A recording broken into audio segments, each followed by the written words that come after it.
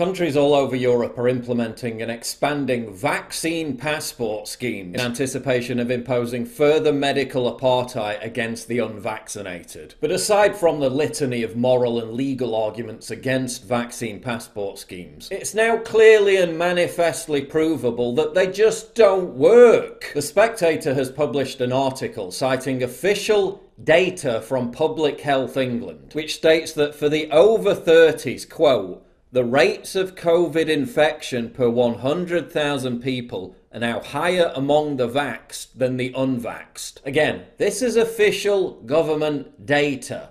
Here's the graph illustrating precisely what I just said. The Spectator goes on to report, again citing government data, quote, in the cohorts aged between 40 and 79, infection rates among the vaccinated are more than twice as high as among the unvaccinated. That being established, the case for domestic vaccine passports has been completely demolished. The Times reports on the results of another study which found, quote, the double jabbed are just as likely to pass on COVID-19 as unvaccinated people. Again, this is government data in addition to peer-reviewed studies showing that the vaxxed are just as likely to transmit COVID-19 as the unvaxxed. Quote, the effectiveness of vaccines in curbing transmission, particularly with AstraZeneca doses, wanes over time according to a study that appears to undermine the reasoning behind new laws requiring proof of vaccination to enter football grounds and nightclubs. And yet we have vaccine passport schemes being rolled out worldwide that specifically ban the unvaccinated from public life. It makes no frigging sense whatsoever from a public health angle. It makes a lot more sense when you look at it from a mass obedience angle. Countries with vaccine passport schemes are also gradually eliminating the option to provide a negative COVID test. If you've had the vaccine but can still spread the virus,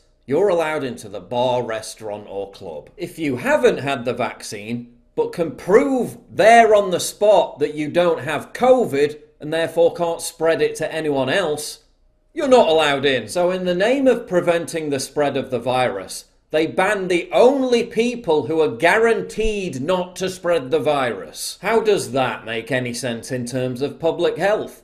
It doesn't. Many of the countries that imposed strict vaccine passport schemes, such as Ireland and Germany, are currently experiencing a new wave of COVID infections. What's the solution? Even stricter vaccine passport schemes. Even though they haven't worked. Do these countries even look at the details of their own COVID case numbers? It really makes you think.